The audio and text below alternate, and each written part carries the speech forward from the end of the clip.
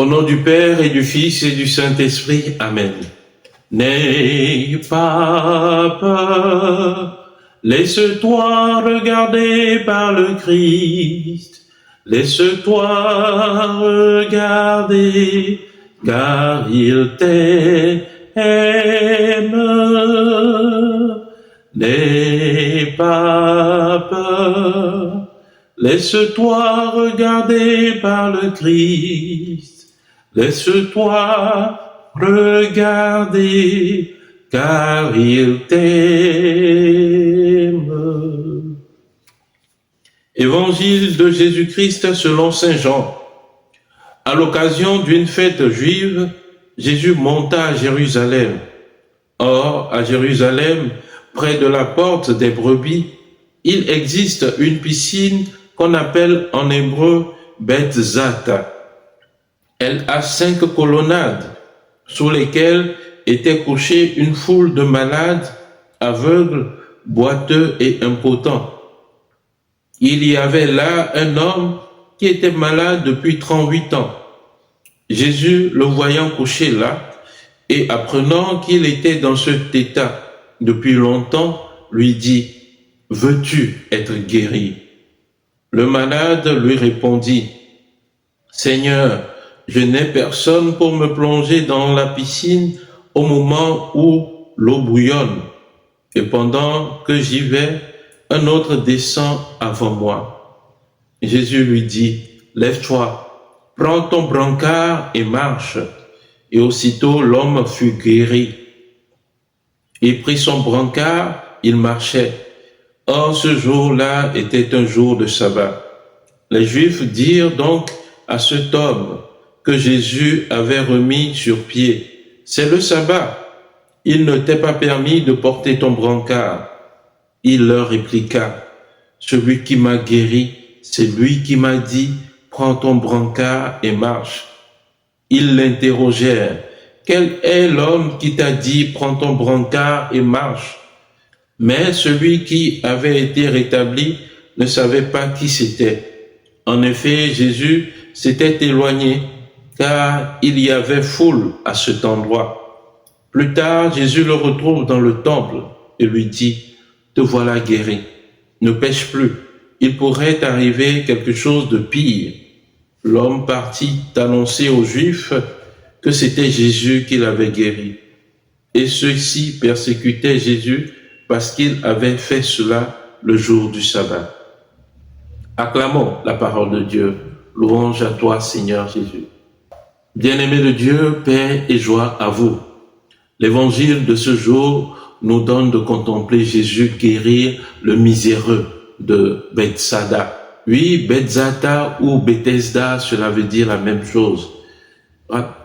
Au début de l'évangile, on nous dit que cette piscine de Bethsaida est située près de la porte des brebis et est formée de 5 colonnades sous lesquelles était une foule immense de malades, aveugles, estropiés et autres. Cela n'est pas à prendre à la légère puisque ces 5 colonnades représentent les 5 livres de Moïse.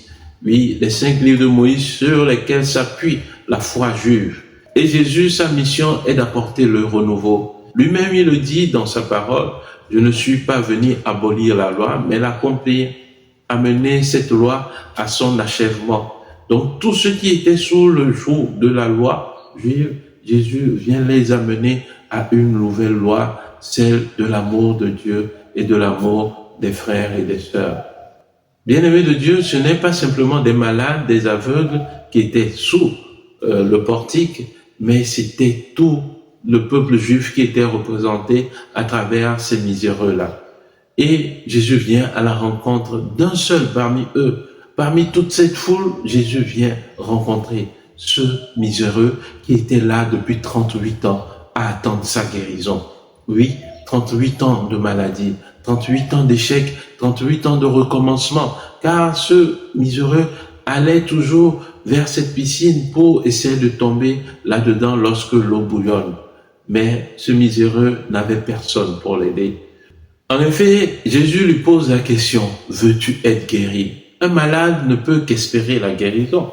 Pourquoi donc Jésus lui pose encore cette question? Jésus veut par cette question le faire comprendre que c'est lui l'envoyé du Père. C'est lui le véritable ange qui doit venir guérir les malades. Oui, sa mission, c'est de venir guérir les malades et de pardonner les pécheurs. Chers frères, chères sœurs, dans cet évangile, nous voyons donc la mission de Jésus, guérir les malades, pardonner les pécheurs, apporter le salut. Puisqu'à la fin de l'évangile, Jésus vient dire à ce même homme,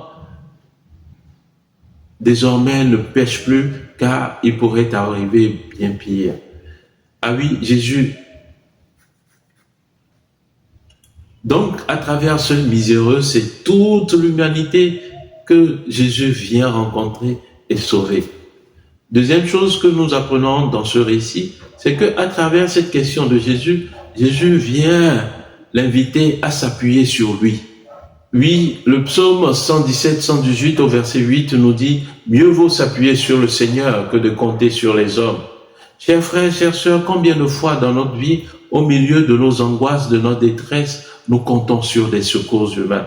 C'est ce que le miséreux était en train de traduire. Je n'ai personne pour me pousser dans cette eau lorsque l'eau vient à bouillonner. Eh bien, Jésus l'invite par cette question à avoir une confiance en lui. C'est lui l'ange véritable. C'est lui l'envoyé de Dieu. Le mot envoyé en grec, c'est angelos, ange. Alors, c'est lui qui doit venir guérir les malades. Donc, cet homme, à la parole de Jésus qui l'invitait à se lever, à prendre son brancard et à marcher, cet homme a répondu à la confiance. Oui, c'est absurde. Puisqu'il est paralysé, comment pourrait-il se relever lorsqu'il est paralysé? Mais il prend cette parole, il garde cette parole à cœur, il se lève et il marche. Chers frères, chères sœurs, Jésus te repose la même question aujourd'hui. Au milieu de tes angoisses, au milieu de tes échecs. Oui, ça fait un long temps peut-être que tu connais des échecs, que ces échecs sont répétés, que tu attends l'accomplissement d'une promesse. Jésus te pose encore cette question. Veux-tu être guéri? As-tu confiance en Jésus? Bien-aimé de Dieu, que ce texte évangélique que nous venons d'écouter, de méditer, nous donne véritablement la certitude que Dieu est avec nous. Parmi toute cette foule, Dieu vient rencontrer une seule personne.